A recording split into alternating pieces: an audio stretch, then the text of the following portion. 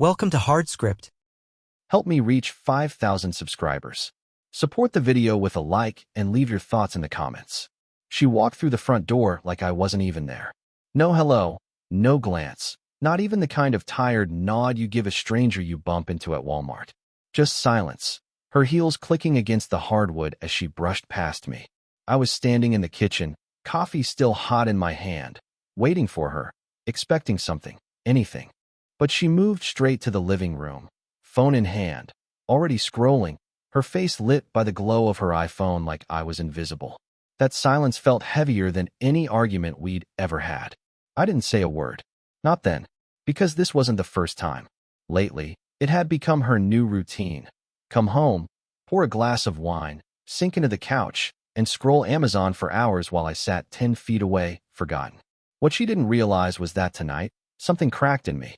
Not with rage, not with panic, but with clarity. I didn't push for her attention, didn't ask about her day. I just watched. And in that stillness, I felt the balance shift. Later, as she sat on the couch laughing at some video on Netflix, I lay in bed staring at the ceiling. The air between us had become a canyon. She didn't come in to kiss me goodnight. She didn't even check if I was awake. Her silence had become my lullaby, and for the first time, I let it sink in without fighting it. I realized I was done begging for scraps of her affection. The next morning, I left early. Didn't brew her coffee, didn't kiss her forehead like I used to. I sat in my car in the driveway, engine off, and just stared at the dashboard. Something was building inside me, not anger, but a plan. I wasn't going to scream or plead. I wasn't going to explain. I was going to move differently, quietly. Days passed, and she noticed nothing. She still scrolled Target deals on her phone, still ordered Starbucks on her way to work, still came home to sit in silence. But I had already shifted. I started going to the gym again, eating out alone at Waffle House instead of waiting for her. When she asked why I was late, I only said, just out. That was enough to rattle her, though she didn't show it. And then it happened. My phone buzzed late one night while she was in the shower. The name flashing on the screen stopped me cold. It wasn't hers. It was her best friend, Kelly. The one who'd sat at our dinner table countless times, the one my wife swore was practically family. I hesitated, staring at the screen, thinking it was a mistake. But I answered. Her voice was low, careful, but every word cut sharp. I don't know why she ignores you, David. But I wouldn't. I've been wanting to say this for a long time. Maybe we should see each other. Just us. I didn't react right away. I just listened, the sound of running water in the background mixing with the sound of betrayal. Not from my wife this time, but from the person closest to her. And in that moment, I realized something chilling. My wife thought she was in control, thought she could starve me of attention, and I'd always stay. She had no idea that her silence had already created a space someone else was ready to fill. That night, I didn't confront her. I didn't mention the call. I simply stared at her across the bed as she scrolled, oblivious, while her best friend's words still echoed in my ear. And I knew, without saying a word, that everything was about to change. The strangest part wasn't what Kelly said. It was how calm I felt hearing it. I should have been furious, disgusted, maybe even tempted. But I wasn't. Instead, I sat there holding the phone like it was a mirror, showing me exactly how far everything had slipped. My wife had stopped noticing me long ago, and now her best friend was circling like a vulture, waiting for scraps. I didn't reply with outrage. I didn't hang up. I just listened until her words ran out and ended the call without a single promise. Silence can be louder than any response. The next morning, I moved through the house like a ghost. She was sipping her Starbucks, hair wrapped in a towel, scrolling Amazon with that same absent smile. She didn't notice the way I was already withdrawing piece by piece.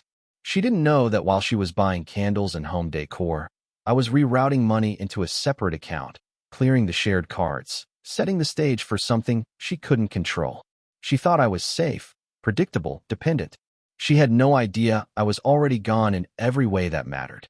That night, she came home later than usual, smelling faintly of perfume that wasn't hers. She tossed her keys on the counter, barely meeting my eyes. Normally, I would have asked where she'd been, who she was with.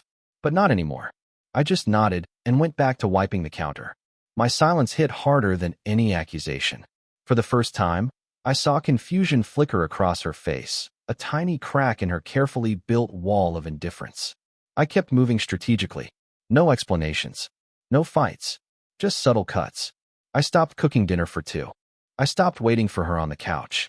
I started leaving early and coming home late, showing her the same absence she had shown me for months. It was a quiet dismantling, brick by brick. And every night I felt stronger. Then the shift came. One evening, while she lounged in her robe with a half-empty glass of wine, her phone buzzed on the table.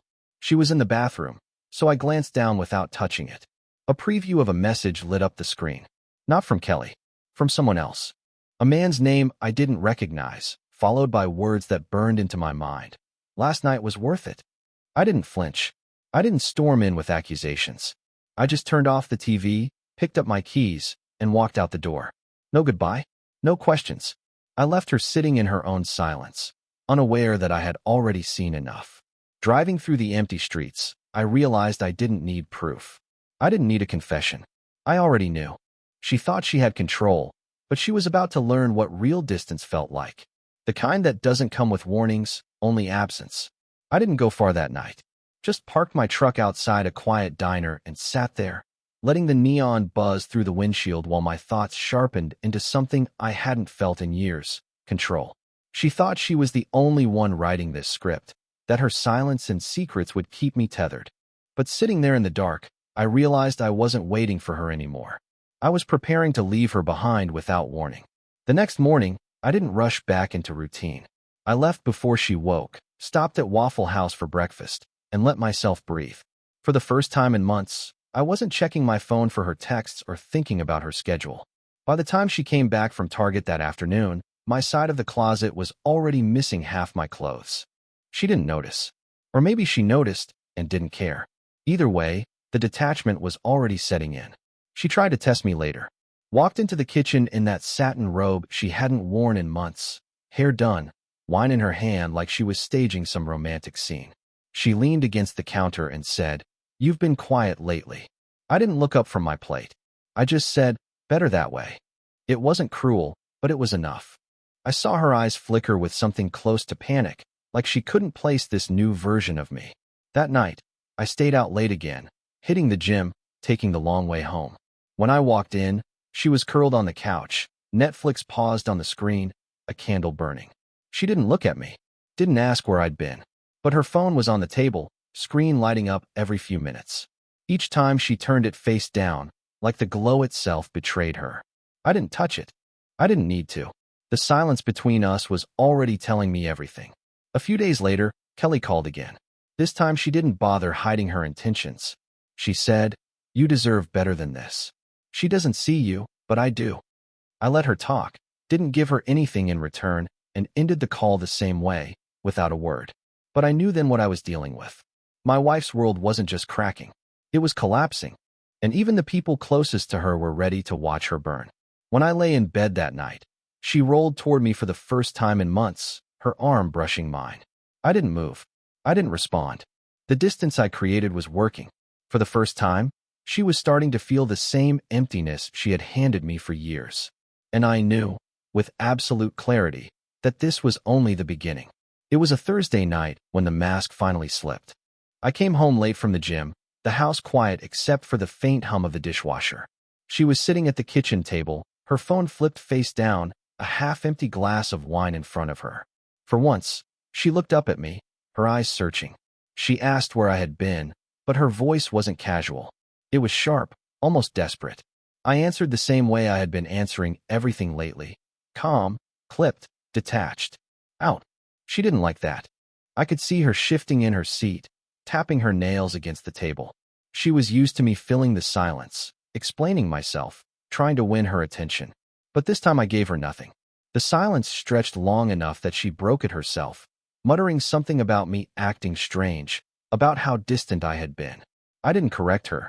I just stared at her for a moment, long enough for her to feel the weight of it, then walked upstairs without another word. That silence followed her like a shadow. The next day, she tried harder. I came home to the smell of pasta, the table set, candles burning. She hadn't cooked in months. She poured me a glass of red wine, slid it across the table, and asked if I wanted to talk. I sat down, ate quietly, and when she reached across the table to brush my hand, I pulled mine back as if I hadn't even noticed.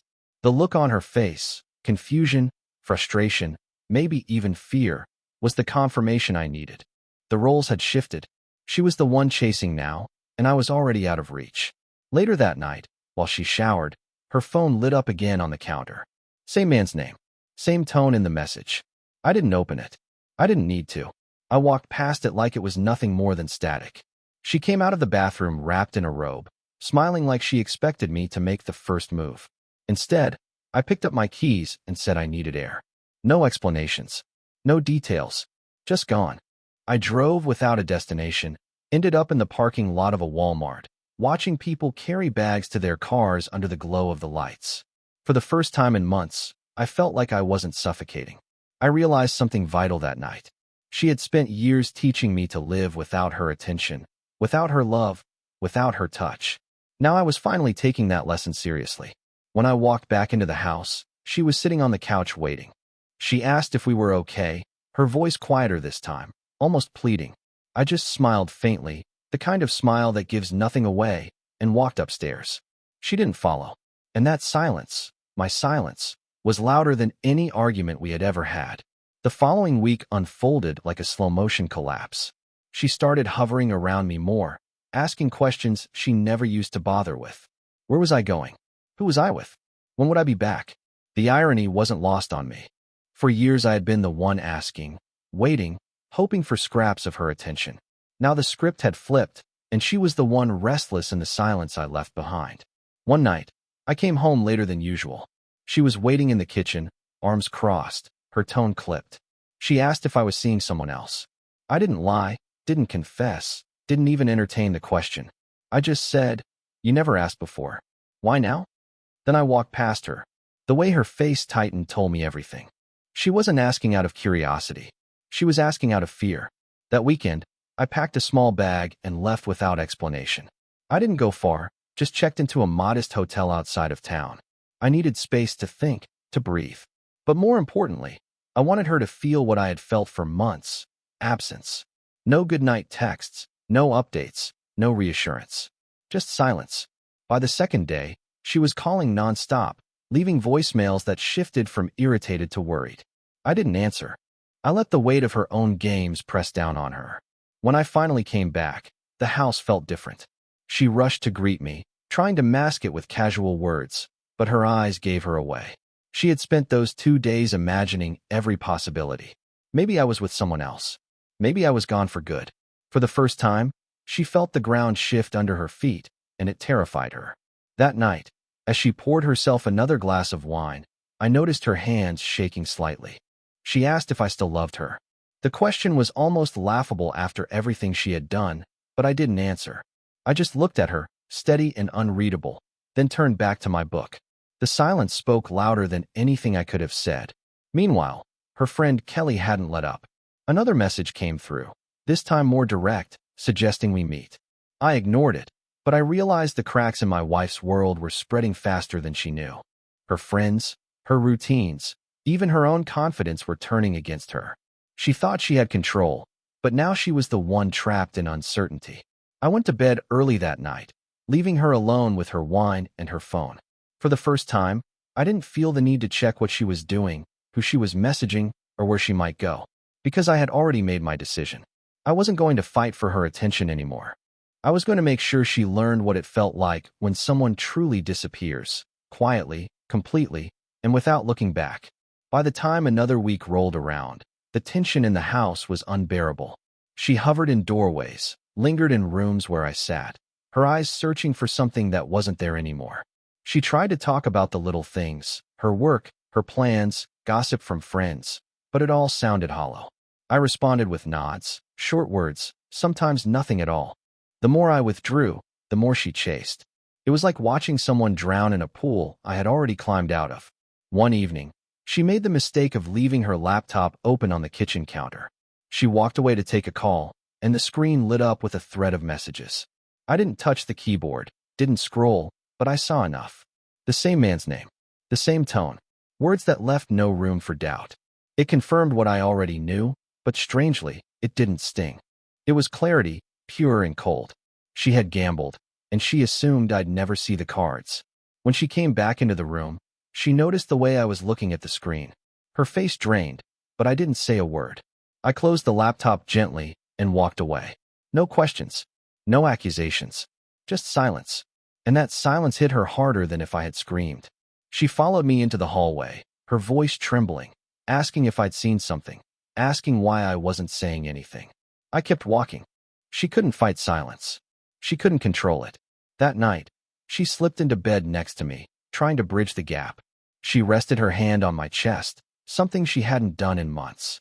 I didn't move, didn't respond. Eventually, she pulled it back, and I heard her shift to the other side of the bed, restless, unsettled. It was the first time she realized she no longer had power over me. The next day, I started removing myself piece by piece. I moved important documents into a safe deposit box. I closed joint accounts and rerouted deposits into one under my name only.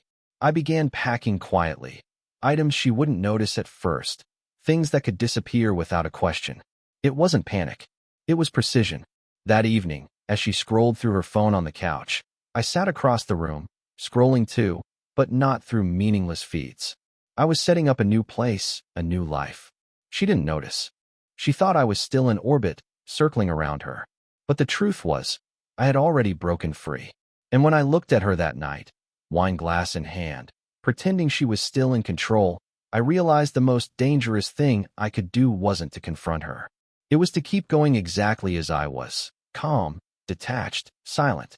Because that silence was no longer a wound. It was my weapon. Her cracks began to show in public. We were at Olive Garden one evening, sitting across from each other, the breadsticks untouched, her glass of wine nearly empty. She kept looking at me like I was supposed to break the silence, supposed to remind her that we were still a couple worth saving. But I didn't. I just let the distance settle between us while the chatter of other tables filled the air. She finally muttered that I'd changed, that I wasn't the same man she married. I almost laughed. She was right. I wasn't. Back home, I noticed she had started checking my laundry, pretending to fold shirts she normally left piled in a basket. I could feel her eyes searching for receipts, traces, anything that would explain the version of me she no longer recognized. I didn't confront her. I let her wonder. Because I knew the truth was far worse than anything she imagined. I wasn't hiding another woman. I was hiding my exit. Her desperation grew subtle, then obvious. She began texting me during the day, short, hesitant messages she never used to send. Hope your morning's good. What do you want for dinner? Miss you. I didn't ignore them, but I didn't give her what she wanted either. My replies were cold, efficient. Thanks. Doesn't matter. All good. Each one a scalpel. Each one reminding her that I was no longer hers to reach. By the second week, her best friend Kelly was calling again, her voice sharper, more insistent. She said, "You can't keep pretending with her. You deserve more." I listened, then ended the call without a word, knowing that her betrayal cut from both sides now. My wife thought she still had me in her orbit, but even her closest circle was starting to collapse around her. One night, she finally cracked. She stood in the doorway of our bedroom, arms crossed, asking directly if I wanted to leave her. I looked up from my book, held her stare for a long moment, then said nothing. The silence stretched so long she eventually walked away, slamming the door behind her. But what she didn't realize was that my silence had already given her the answer. Later, I lay awake listening to her toss and turn, her breathing uneven, restless. For the first time, I felt nothing. Not anger, not sadness, not even pity. Just distance. She had built this silence brick by brick, year after year. All I had done was finally let her live in it. And when the sun rose the next morning, I knew she had felt the shift. She wasn't the one ignoring me anymore. She was the one being ignored. And the panic in her eyes told me that realization was tearing her apart. The first real confrontation came on a rainy Friday night. She cornered me in the living room, her voice tight, asking what was happening to us. She demanded to know if I still wanted this marriage, if I was seeing someone else, if I was trying to punish her. I sat there, calm, watching the raindrops streak down the window. I didn't raise my voice. I didn't explain. I just said, "You never asked before." Then I went back to my silence. That answer cut deeper than anything else I could have said. She followed me into the kitchen, words tumbling out, trying to fill the void. She accused me of being distant, of being cold, of pulling away. But every accusation sounded like a confession, like she was finally seeing what she had done to me for months, years even. I let her speak until she ran out of breath, then walked upstairs without a word. That silence was my final statement, and she couldn't fight it. The next morning, she tried a different tactic. She cooked breakfast, something she hadn't done in a long time. Bacon, eggs, pancakes, the whole spread laid out on the table like a peace offering. She smiled weakly, asked if I wanted to sit down. I poured myself coffee, took a plate, and ate in silence. I didn't compliment the food. I didn't acknowledge the effort. I just treated it like any other meal. The more normal I made it, the more unnatural it felt to her. She was unraveling, and she knew it. That weekend, I made another move. I took the Ford out of the driveway early and spent the day driving aimlessly, stopping at diners, drinking black coffee, sitting in places where no one knew me. By the time I got back, she was pacing the house, her eyes red, her phone clutched in her hand. She asked where I had been. I said out. Nothing more. She stared at me like she was trying to read a language she no longer understood. Later that night, as she scrolled through her phone on the couch, I caught her glancing at me, waiting for me to break. But I didn't. I stayed unreadable, untouchable. And I could feel the shift. She wasn't just losing me privately. She was losing me publicly too. Friends had started asking questions. Family was noticing the distance. And she couldn't spin the story without exposing herself. When I lay down in bed that night, she finally whispered, almost too quiet to hear, "I don't want to lose you." For a moment, I considered responding. But instead, I turned off the light and let the silence swallow her words whole. That silence was the only answer she deserved. Her collapse wasn't dramatic at first. It came in fragments, in the way she started pacing the kitchen late at night, in the way her glass of wine stayed half full, because she was too distracted to finish it. She tried to mask it with small talk, with forced laughter, but the truth was written all over her face. She had lost the upper hand, and she knew it. One Sunday, we went to her parents' house for dinner. Normally, she would arrive glowing, confident, carrying the performance of a perfect marriage like a shield. But this time, her mother pulled me aside, her voice low, asking if everything was all right. I smiled faintly and said we were fine. I didn't explain, didn't reveal anything. But I knew her mother had seen the cracks too. My wife's silence had finally turned on her, and the people closest to her were starting to notice. Back at home, she tried to corner me again, asking if we could go to counseling, if we could fix what was broken. I didn't answer. I simply looked at her, steady and cold, until she broke eye contact. She muttered that I was being cruel, that I was punishing her. But the truth was simpler. I wasn't playing anymore. I was done carrying the weight of something that only ever pulled me down. By then, I had already removed the last pieces of myself from the house. Important files, valuables, even my favorite jacket, all gone. The place was starting to feel less like a home and more like a waiting room, a space I was only passing through. She didn't notice right away. Or maybe she noticed and was too afraid to say it out loud. Either way, the silence grew heavier each day. Then came the moment that sealed it. I walked in late one night to find her sitting on the couch, mascara streaked, phone on the table in front of her. She said she couldn't sleep, that she felt like she was losing me. For once, she wasn't hiding it. She admitted she didn't know what to do anymore. I listened, calm, detached, letting her words hang in the air. Then I stood, picked up my keys, and said I was going out. No explanation, no comfort, nothing. I left her sitting there, surrounded by her own fear. Driving through the quiet streets, I realized it wasn't anger that fueled me anymore. It was freedom. She had spent so long teaching me how to live without her presence that I had finally learned the lesson better than she expected. She had created the silence, but now I owned it. And when I walked back into the house hours later, her eyes searched mine for some sign, some thread of connection.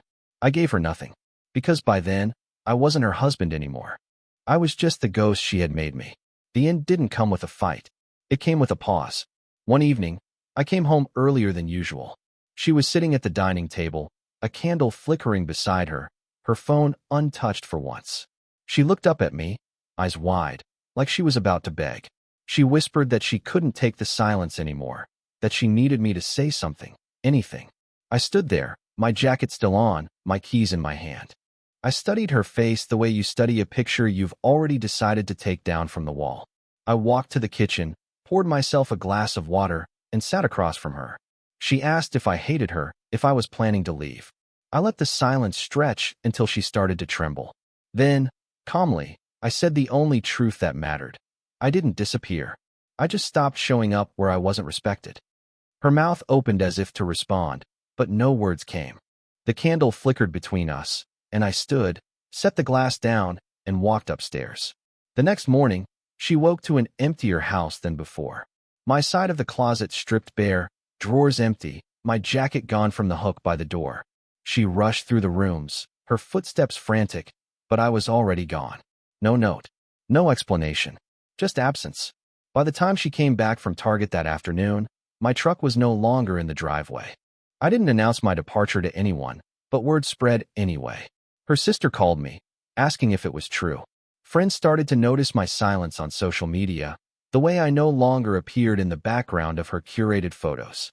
She couldn't control the narrative anymore. She had to sit in the truth she created, surrounded by people who now saw her for who she really was. Meanwhile, I rebuilt quietly. I moved into a small place near the edge of town, started filling it with pieces of my old self, the man I was before her. Mornings at Waffle House, evenings at the gym, weekends spent fishing with friends I hadn't seen in years. My life wasn't louder without her. It was calmer, clearer. She had tried to make me feel invisible, but instead, I had become untouchable. Sometimes I wondered if she expected me to come back, to break the silence eventually. But I never did. Because the truth is, she had already taught me how to live without her. All I did was finish the lesson. And in that silence, she couldn't escape.